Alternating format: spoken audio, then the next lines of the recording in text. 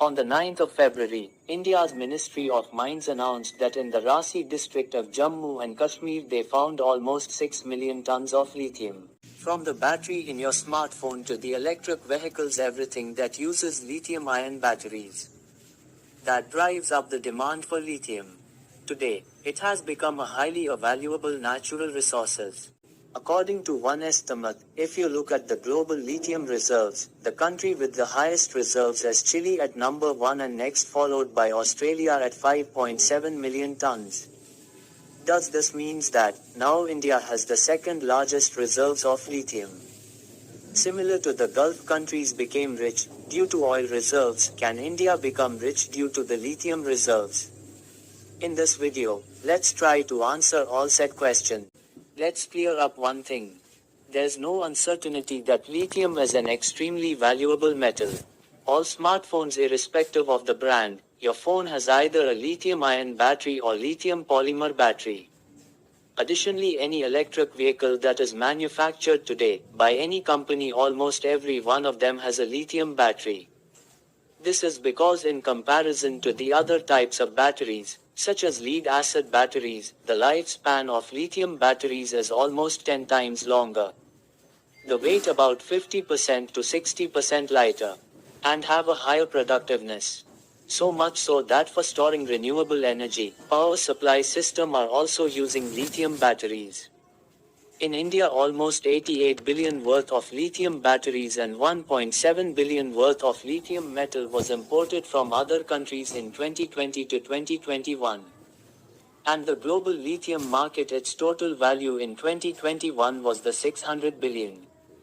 It is projected that by 2028, its value would cross 1.3 trillion. As people move away from petrol and diesel vehicles, came towards electric vehicles, as solar and wind energy are used more, replacing coal power plants. We will see a growth in lithium demand. This lithium reserves discovered in Jammu and Kashmir have been categorized as infrared resources. That means resources whose quality and quantity can be estimated. But we cannot say for sure the quantity of lithium reserves actually present here, or the quality of the lithium, or whether it will be economically possible to mine it or not. We don't know this. The environmental impact, we don't know much about these. Because, look at this graph. On top of inferred resources are the indicated resources and then measured resources, proven resources, probable resources. Y-axis represents how much we know about the geological area, and the x-axis represents other factors, such as whether it will be economically possible to mine or not.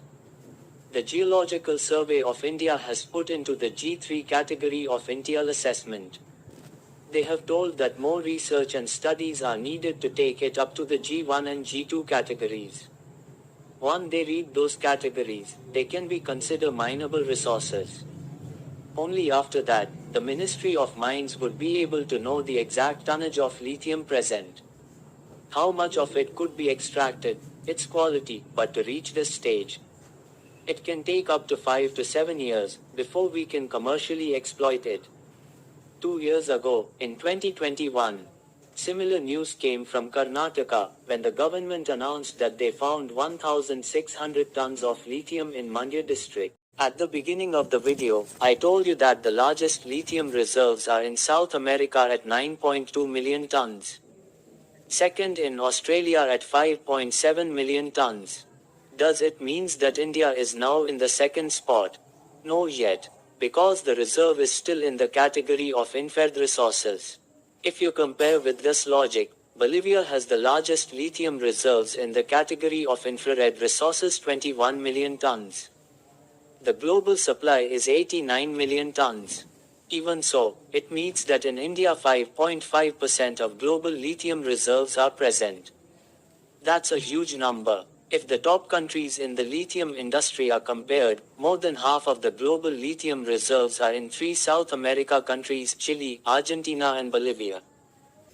On the other hand, China is the number 1 country of producing lithium-ion batteries. Of all the lithium batteries produced worldwide, more than 75% of it are produced in China. Interesting to see that historically reactions of various industries and its impact when wholesome natural resources were found in any country.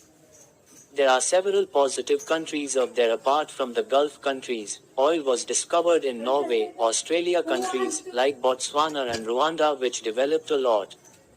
But at the same time, these are opposite examples too. Countries for whom their natural resources have become a trouble. Where the country had to face misfortune because of that. Such as Congo, Bolivia and Netherlands. It might seem like that country should become rich due to the natural resources, but it does not happen. Actually in 1959, large gas reserves were discovered in Netherlands.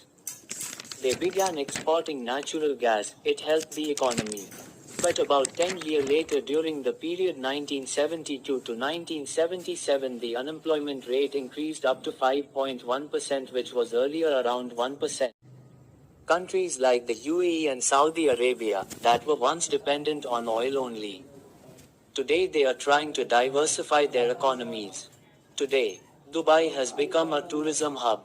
Today 95% of Dubai GDP is not oil-based, rather it is non-oil. Only 30% of GDP of the UAE depends on oil and gas. Overall the lesson is very clear here. If we do find a treasure trove of natural resources, we should not be dependent on that treasure.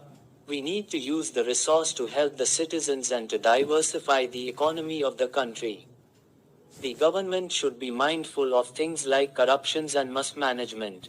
Because if there's corruption with the natural resources, it will prove detrimental to the country.